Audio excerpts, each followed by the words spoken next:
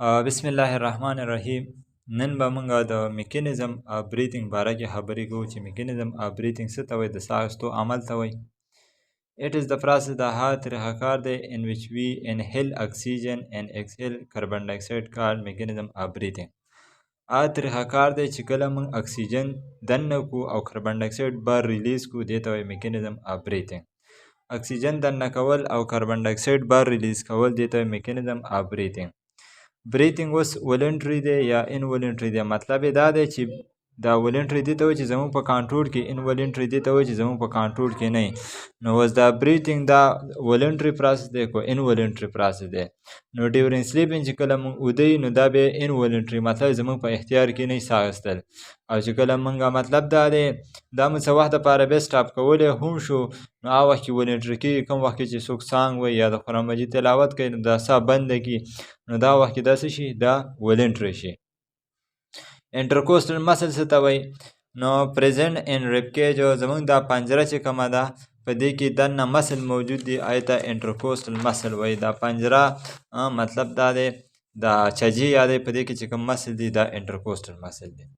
یعنی دا پنجره ده او په دې پنجره کې ان دا ریب کیج دی، په دې کې دا بلیک مساس کړي دي، دا انټرکوسټل مسل دی. او دا سټرنیم دا د سینې هډوکی دی، دې ته ریب کیج وایي. دا پنجره ده، دا چجې ورته وایي. او ډایافرام څه ته وایي؟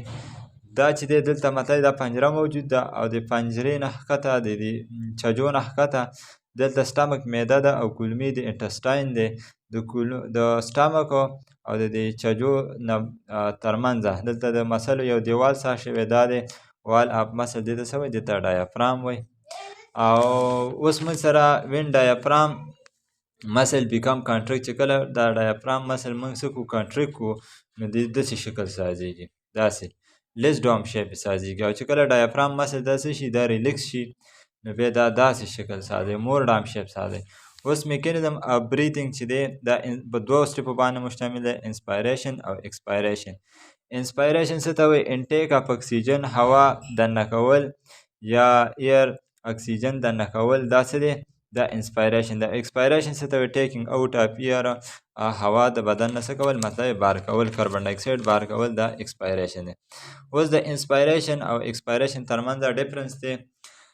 انسپایریشن چې دی انټرکوسټل مسل به پکې کنټریکټ کېږي، چجو کې چې کوم مسل دا به راټولېږي، او په ایکسپایریشن کې به دا ریلیکس کېږي انټرکوسټل مسل. دې کې به ریب کیج دا چجې چې دي دا به اپورډ بره ځي او اوټورډ بار به روځي. څوک ساه اخلي دا چجې بره ځي او بار ته روځي. او په دې ایکسپایریشن کې به دا چجې انورډ چې کاربن ډای اکساید مونږ کله پرېږدو دا ایکسپایریشن دی، نو دې کې به چجې انورډ دننه ځي او ډاونورډ ښکته به ځي.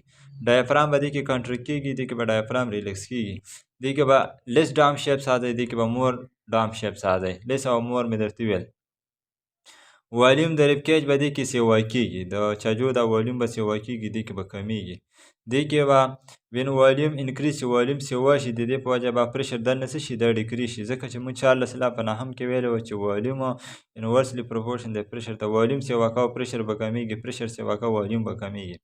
او په ایکسپایریشن کې به والیوم به دا څه کېږي، دا ډیکریز کېږي، نو یعنې پرشر به انسایډ څه کېږي، دا مطلب انکریز کېږي. تھینک یو.